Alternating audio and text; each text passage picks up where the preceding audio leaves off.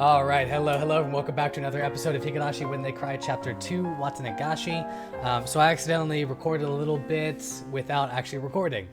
So I went through a little bit and my software wasn't recording. So I believe right here was where we ended up last time. I kind of just went back and went all the way through what we had saved, everything through of the last episode. So let's jump back into it. My other self, deep within my mind, whispered to me, "Don't forget Keiichi Marabara. Don't forget about the mayor on the morning of the Watanagashi. He was told of Takano-san and Tomitake-san's deaths over the phone and he committed to a meeting that evening. He went to the hospital. He didn't tell his family. He'd only made it just back in time for the meeting. He went straight to the assembly hall. That's what Oishi-san said. When did you let the mayor know?" Huh? I'm sorry, Shion. It must seem like I'm kicking you while you're down, but... Shion, you told him, right? You told old man Kimiyoshi the mayor? Yes. When did you let him know? Eh? I'd begun to get scared of saying it aloud after hearing her sad voice. I wasn't saying it contradictory, though. Besides, if there was a contradiction, then I wanted Shion to explain it to me. Did you know that the mayor had a severe case of hemorrhoids and had gone to the hospital for treatment? Kei-chan, what does that have to... Please, answer me. If you didn't know, then just say so. There was a momentary silence. Then, after stammering a few times, she replied, I knew that he had hemorrhoids. It looked like sitting down was really hard for him. He was going to the hospital. You know which hospital, right? I'm sorry, I don't know that much, but... Kei-chan, what does that have to do with... Shion didn't know what hospital the mayor went to. That meant it was impossible for her to have gone all the way to the hospital to confess everything. Since she didn't know his destination, then she obviously couldn't have seen him on the train either. If there was any other chance for her to contact him, it would have been after he came to Hinamizawa. The train, however, had been delayed, and he only got back right before the meeting was about to start. He didn't have time. There wouldn't have been enough time for him to listen to Shion spill the beans. I want to ask you straight. Shion, when did you tell the mayor about everything? When and where? Your answer doesn't have to be precise, but please, give me one. Kei-chan, why are you asking that? Her sob pierced into my ears. I was taken by the illusion that I was bullying her. Even so, I'll say it. If I'm wrong, then please correct me. Please prove to me that you're the real Shion. It was impossible. The day the mayor disappeared, from dawn until he vanished, there was no opportunity for you to contact him. Eh? That's... The mayor left first thing in the morning for his examination at the university hospital all by himself without telling anyone. Shion, you just said you don't know what hospital he went to. So you couldn't have contacted the mayor until he got back. Isn't that right? His train back was delayed by an accident, and he didn't return to his house until the meeting was about to start. So there was no time for you to have told him before the meeting started either. I heard Shion repeating her weak sobs. That sort of feminine voice automatically ripped into my heart. It was so painful for me to say it. Shion, did you go to the meeting too? Did you attend it and tell him there? If you didn't, then there wouldn't have been any time left. After the meeting was over, the mayor disappeared on his way home. Shion went to the meeting, didn't she? Or did she or didn't she? The question was so simple to answer, but she didn't give me an immediate response. Actually, with the meeting, you didn't even go to the part-time job you said you went to that day. I'll say it more directly. You haven't been since the day we were at the library together. Kei-chan, Shion Sonozaki disappeared the day after the Watanagashi. The other end fell silent as the grave. It was so quiet that it was like the phone cord had been cut. I couldn't sense anyone there. Oishi-san says you've been missing. Despite that, you've been calling me every night like this, haven't you?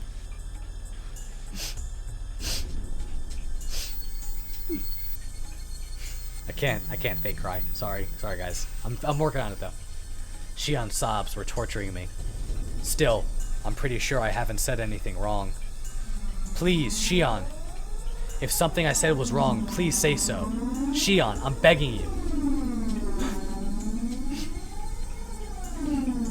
Shion, there was no way you could have seen the mayor, but if you did see him, if Shion ever did have the chance to meet with the mayor on that day, then that meant that you saw him after the meeting. In other words, it could have only been right before he disappeared, or else afterward.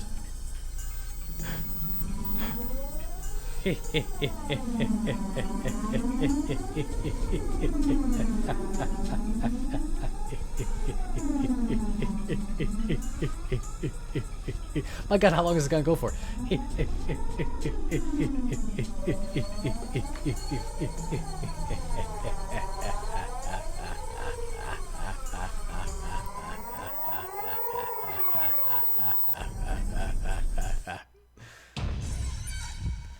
Beep, beep, went the dial tone. I stood there dazed for a while until I realized she had hung up on me.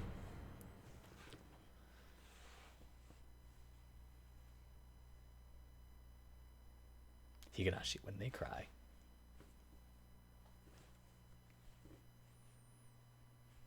Well, that was creepy. You've received new tips from the Scrapbook 11 and at the Suzu Mahjong Parlor. Alright. Achievement unlocked. Tough call. View new tips. From the Scrapbook 11.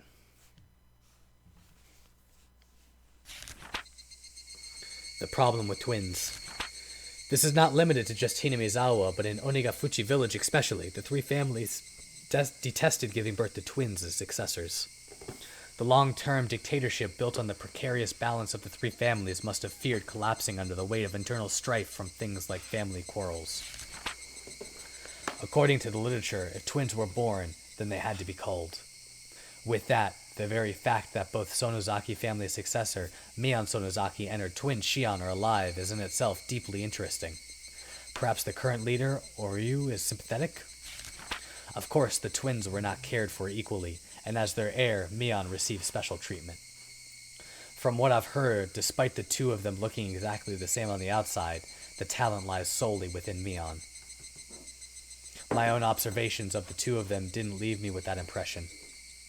Tradition dictates that the leader of the Sonozaki family is said to inherit a demon, and they tattoo a magnificent one onto his or her back. In accordance with the tradition, there is an extremely high possibility that Mion has such a tattoo on her back. From what I've heard, there is apparently a magnificent demon tattooed on Oryu's back as well. Then, I wonder what sort of tattoo belongs to the heir, Mion. I really want to see her back.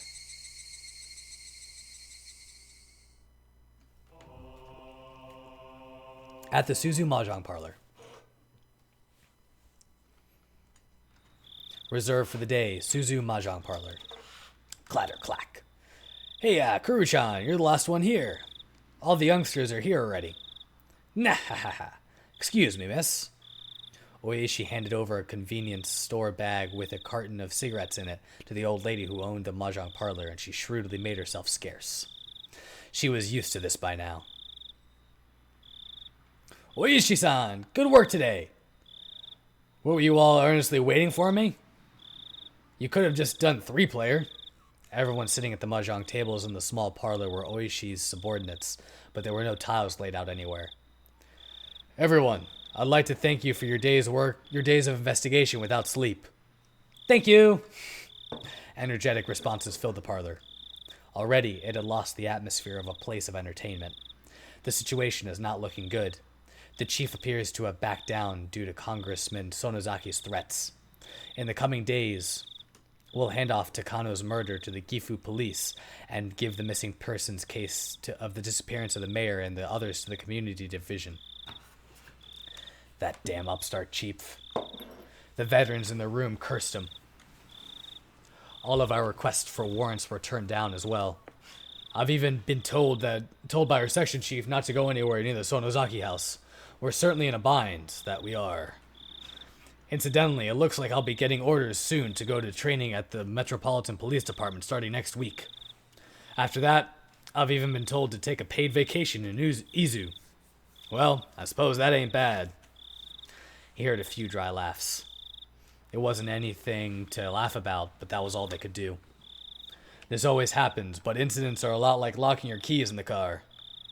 The keys you need to unlock the door are always locked inside. For cars, you call it JAF, and they'll pry open your door. For incidents, Kuma-chan, show the map. Kumatani flipped over the whiteboard. On the back was a map of the Sonozaki premises made with magnets. Now, I've been doing this job for a long time. I've got a lot of faith in my gut, but this could be one time it was wrong, no? Anyone worried about their retirement money has until the count of 10 to get out of here. Oishi began to count to 10, and everyone counted along with him. It was their famous 10-count resolution. 9, 10! Ah, no one's leaving. None of you love your families too much, is that it? Everybody laughed uproariously, cheering things up. I want everyone to go over their materials. Memorize the locations and blind spots of all the security cameras. Kuma-chan, you'll stand by in the command car. If something happens, you'll switch with me and take over. Komiyami-kun will head up Infiltration Team A. Atsushi-kun will lead Team B. Observation teams will set up at points 1 through 8. Bunshi-kun, you're responsible for keeping a strict timetable. Control your rotation so HQ doesn't get wise. Now, the team on standby has the most important job, alright? If the section chief asks where I am, play dumb. I'll handle escorting our guests. I'll probably take them to the venue, so wait patiently, everyone. Wonder if he'll cave. Keiichi Maebara, that is. From what I've seen, we're set for tomorrow or the day after in that regard. It'll be easy.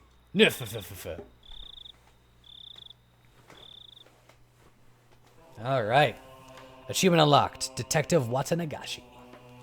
Exit, and let's continue onwards. Man, I cannot get comfortable in this chair. Keiichi! Keiichi! Just leave him alone. His friends went missing. It must be really hard for him. Normally, my dad never shows me any consideration, but this time he did. Shouldn't Keiichi stay home from school for a while too? I think it would be safer not to go until the police do something about this. Maybe. Compared to what could happen, taking a few days off wouldn't be a bad idea. Anyway, how is it logical not to close school during such a dangerous situation? What do those teachers think our children are? Mom and Dad were getting pretty riled up, but at this point, I couldn't care less. Besides, that wasn't the only thing I could care less about. The breakfast table, the food in front of me, the time and date, myself. I really had no interest in anything. This feeling, it was like a dead fog in my mind. It felt like getting dizzy after taking strong medication. Keiichi, how are your studies going? You've gotten further than the other kids, haven't you? If you have, then you can take a few days off, alright? I didn't even feel like answering. Today was Thursday. Only 4 days had passed since the Watanagashi festival. Such a short time, and yet, now things were completely different. Everything had changed. The tranquil village, bright and clear, as if it were an Indian summer, had undergone a total reversal. People were made to disappear every night, and we couldn't even relax when walking out in broad daylight. The village had become a world of fear. I had no right to curse this outcome. After all, the one responsible for everything was me. That night, I couldn't resist my honestly tiny, little, and incredibly stupid curiosity, and broke the taboo. This isn't somewhere we should be going, is it? Let's not. It's a crime to force your way into a locked building, even if you don't steal anything. Shion, now that you know they weren't having some secret rendezvous, you've had enough, right? I don't want to do something like this. What if Rika-chan's dance ends while I'm resting around here? I prattled on as I took the locks from Tomitake-san's hands and put it back on the door. I'll forget everything I saw here, so come on. Let's go, let's get going. Takano-san was fretting, but I pushed her away. Tomitake-san grinned painfully. Shion's shoulders dropped as if to call me an idiot. Even so, I didn't care. I pushed everyone farther and farther away. Rika-chan's dance was still going on. Then, at last, her dance was brought to a close with a roaring applause. I too, until my hands turned red, clapped. And I clapped.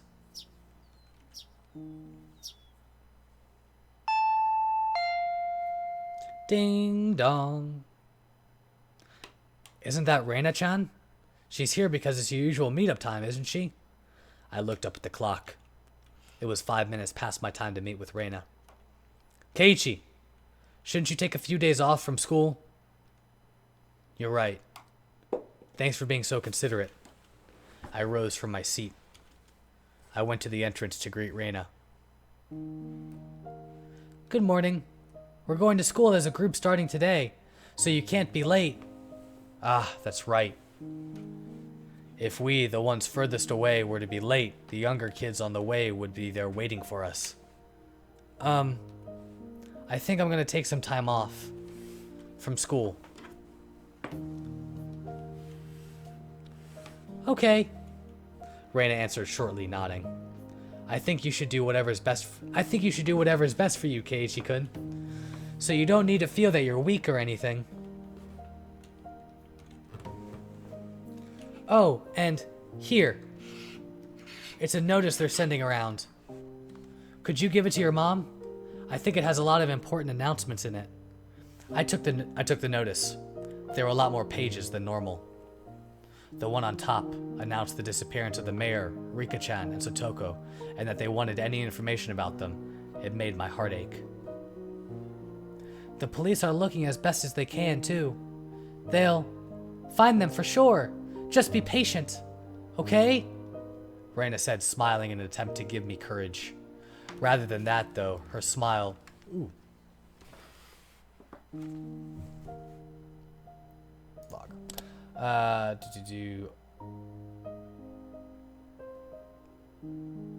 Rather than that, though, her smile looked like it was because she herself wanted to believe they were safe. Reina, you're not going to question me? No. Reina, you know, don't you? About that night? Do you mean when you snuck into the ritual storehouse? I was speechless for a moment, but then I bit my lip, made up my mind, and nodded a little. So it's all out in the open. Really, I shouldn't do bad things like that. Mi-chan was really mad. So she was upset. I suppose she would have been. I don't think she was as angry about you sneaking in there, though, as much as about you hiding it from her. Maybe, Kei-chan, maybe you should have told her yourself and apologized. I should have told her myself and apologized. That troubled me. Just 1 week ago, I did something that I, myself, should have apologized to Mion for. I'd hurt her badly. However, I hadn't realized that at all. Plus, with all the confusion that Shion's appearance had brought, I still hadn't been able to talk to Mion about it. Reina, you're right. I never realized anything until you tell me. Keiichi-kun, hypothetically, if you had admitted you'd done something wrong right away and apologized to Mi-chan, I wonder if Rika-chan and Sotoko wouldn't have had to disappear. I couldn't answer right away. I couldn't admit to that. Wasn't Reina telling me right now, though, that I should have admitted my crime sooner? If I had done that and apologized, would things not have gone in such a horrible direction? Reina's eyes were filled with kindness, but they weren't naive enough to forgive me for keeping silent, and they stared fixedly into my own. Yeah, you're right.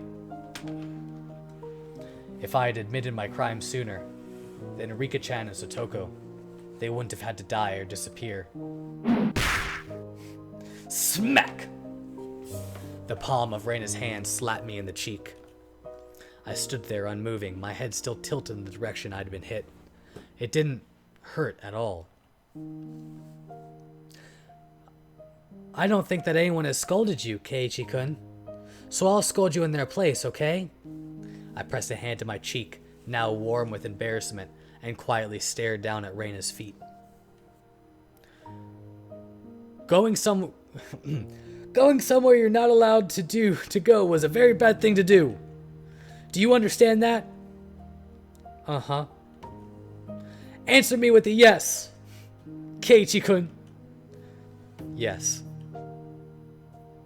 Also, what's even worse, you didn't admit to having done something so bad.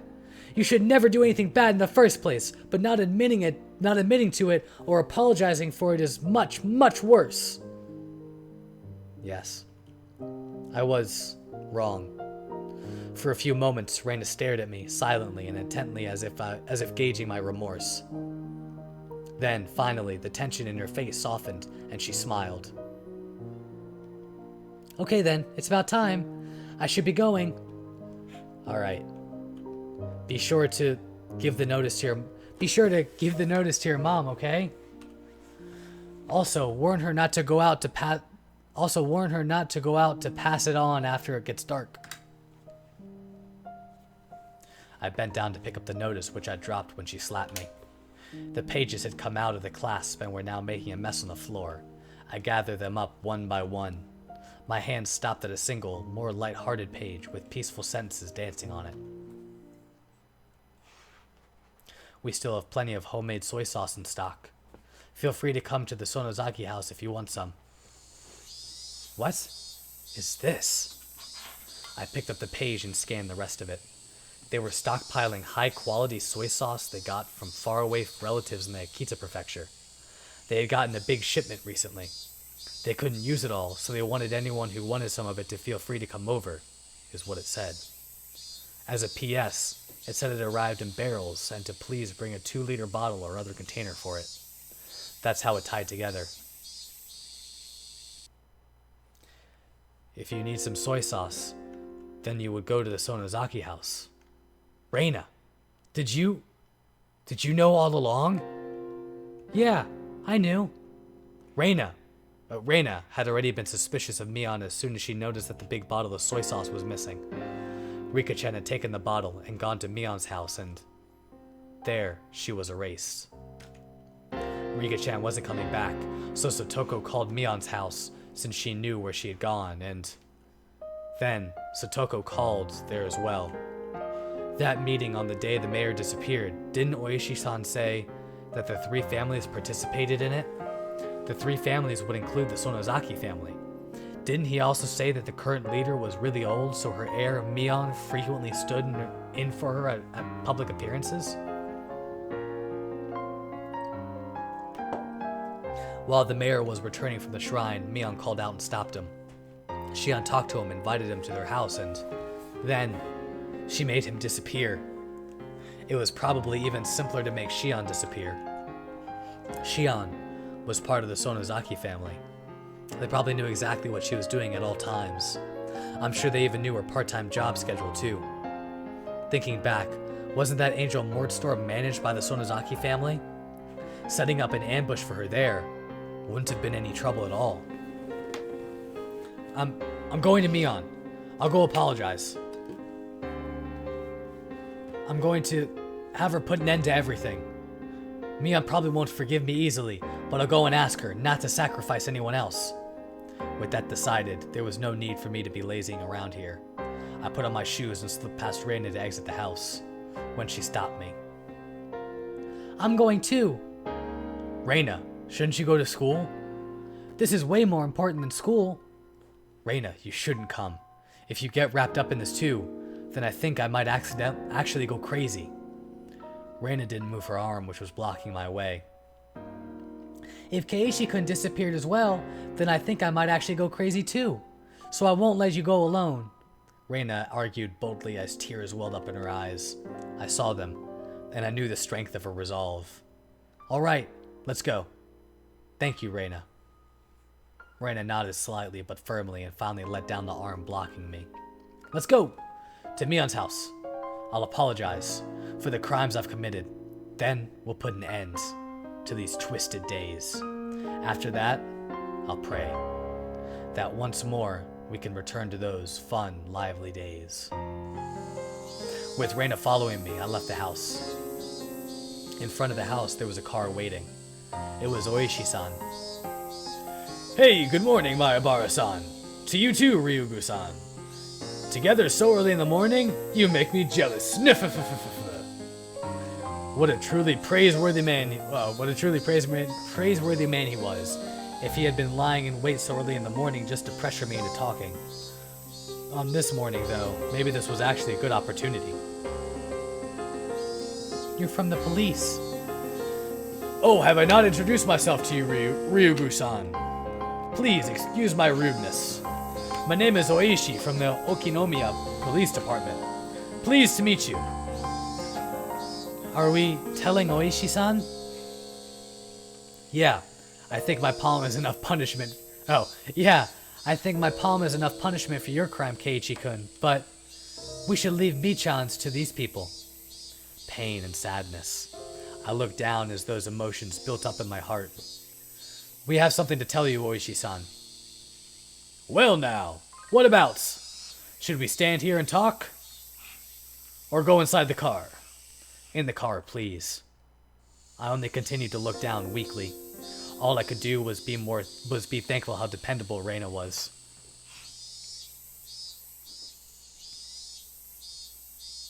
At Reina's urging, I revealed everything to Oishi-san.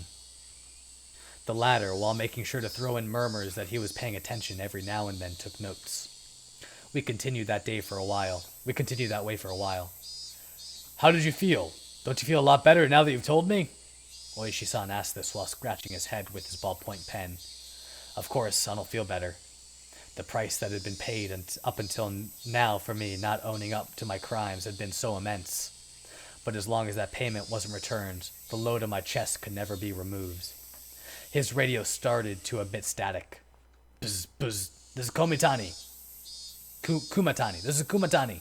Oishi-san, over? Yes, hello. This is Oishi. We got news a few minutes ago that she's been absent from school. No movement from the Sonozaki house. Our target is still on the premises. Yes, good. Keep a close watch out. Roger that. Cars 3 and 7 just arrived for support and we've returned to base. Also, I think the division chief is looking for you, Oishi-san. He keeps annoying me too, even though I keep telling him I'm trying to get in touch with you. What should I do? Nah ha ha ha ha. If you're hard pressed for an answer, tell him you're actually under orders not to wake me from my morning nap. Got it. Bzz, the radio grew silent. Sorry about that. It was about work. He just said that there was no movement at the Sonozaki house, didn't he? Oh my. Did it sound like that to you? This won't do. Please, keep that a secret, alright? I won't have permission from the division chief to be making private inquiries like this. Oishi-san had suspected Mion for a long time. Nor for questioning witnesses or for searching houses. We don't have permission for anything, really. The Sonozaki house defenses said to protect the family members are also in full working condition. Without a warrant, we can't do anything about it unless the crime happens right in front of us. Oishi-san, could you be... Reina's tone of voice alone was enough to make her spite clear as she stared at Oishi-san. You can't set foot in the Sonozaki house. Were you trying to get Keiichi-kun to go in there instead? Reina, that's... What do you mean? This person, just as I thought, he plays really dirty. Stop. You're hurting my reputation. That said, I'm all ears to your explanation, okay? And with that, that's where I'm going to end this episode. Hope you guys have enjoyed. Thank you for liking, commenting, subscribing, and I'll see you in the next one. Peace.